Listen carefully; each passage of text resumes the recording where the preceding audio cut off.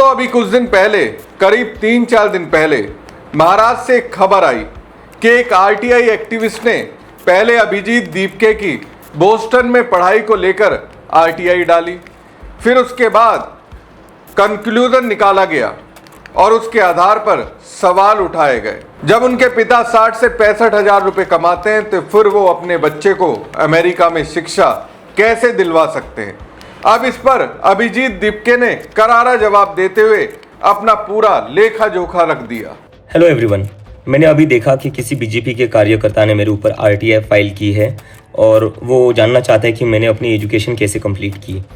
तो मैं उनसे पूछना चाहता हूँ, क्या आपके नेता अपनी डिग्री दिखाएंगे? मैं अपना स्कॉलरशिप लेटर और एजुकेशन लोन का लेटर दिखाने के लिए तैयार हूँ। क्या आपके नेता उनकी असली डिग्री दिखाएंगे? और मुझे समझ नहीं आता इन लोगों को एजुकेशन से इतनी क्या प्रॉब्लम है। अगर कोई आम घर का लड़का बॉस्टन यूनिवर्सिटी में जाकर पढ़कर आ गया तो इससे इन लोगों को तकलीफ क्यों हो रही है? आप लोग एजुकेशन के इतने खिलाफ क्यों हो? बता दिया कि उन्हें स्कॉलरशिप मिली और उन्होंने बॉस्टन में पढ़ाई के लिए एजुकेशन लोन लिया था। इसके बाद सबकी बोलती बंद हुई। अब इससे अभिजीत दीपके के खिलाफ कामयाबी नहीं मिली तो फिर एक ऐसे व्यक्ति को उनके खिलाफ लाया गया जो कहने लगा, अभिजीत दीपके को गिरफ्तार करो, मेरे पास उनके खिलाफ सबूत है। और दोस्तों, इस शख्स ने दिल्ली में तब डेरा डाला जब एनएस से अजीत डोभाल युवा प्रदर्शनकारियों को लेकर एक दावा कर रहे थे।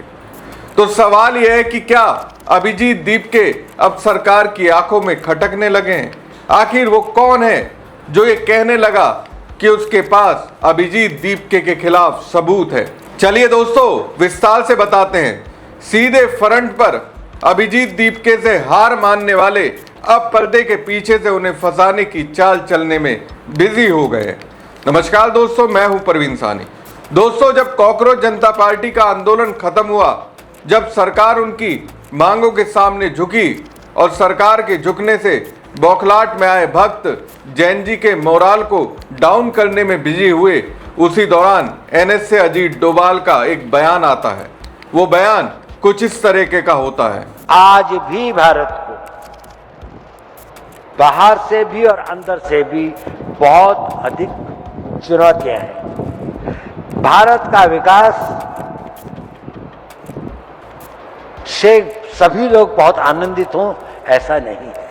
भारत का विकास कई लोगों के लिए, कई देशों के लिए, कई इंटरेस्ट के लिए, उनके लिए ये घातक है और हमें उसका मुकाबला करना है। उसके लिए हमारे को एक दृढ़ता के साथ संशय को हटाकर, वो संशयात्मा विनाशाय, संशय में मत पड़िए।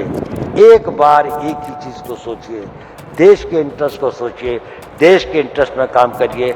अपनी हर उसको आप आगे बढ़ाने के लिए अगर एकजुट होकर चलें तो उतनी दूर भी नहीं है। आज हम बहुत भाग्यशाली हैं। हमारे देश में एक ऐसा नेतृत्व है, हमारे देश के अंदर एक ऐसा वातावरण है कि जहां पर हम अपने आप को शक्तिशाली बना सकते हैं। तो दोस्तों, अजीत डोभाल कहते हैं भारत को आज बाहरी और अंदरूनी दोनों से खतरा है। वो कहते हैं न सिर्फ सीमा पर बल्कि देश के भीतर अस्थिरता फैलाने, डिजिटल थ्रेट्स, अंदर छिपे दुश्मनों पर भी नजर रखनी होगी। तो ये इशारा किसकी ओर है? जाहिर सी बात है, ये इशारा उनकी ओर है जो सरकार को आईना दिखाने का काम करते हैं, लेकिन उनके साथ देशद्रोही की तरह ट्रीटमेंट हो रहा है। अब देखिए हो क्या रहा है। कॉकरोच जनता पार्टी के संस्थापक अभिजीत दीपके की गिरफ्तारी के लिए पूरा ताना बाना बुना गया है और इसके लिए किसी हिंदू नहीं बल्कि एक मुस्लिम इन्फ्लुएंसर का सहारा लिया गया है। ये भी अपने आप में गौर करने वाली बात है। जिस जुनेद ने कॉकरोच जनता पार्टी के आंदोलन को ढाल दी, अब फैजान अंसारी नाम के एक सोशल मीडिया इन्फ्लुएंसर दीपके को गिरफ्तार कराने में लगे हुए हैं।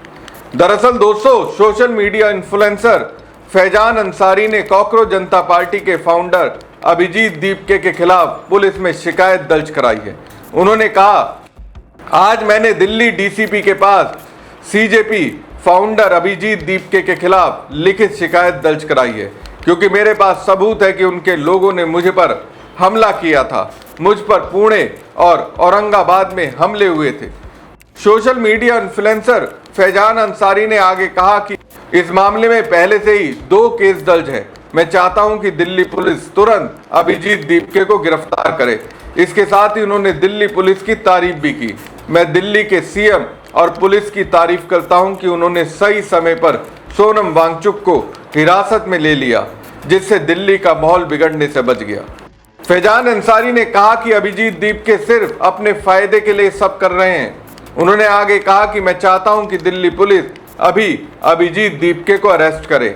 मैंने दीपके के खिलाफ लिखित शिकायत दी है, उसे जल्द गिरफ्तार किया जाए।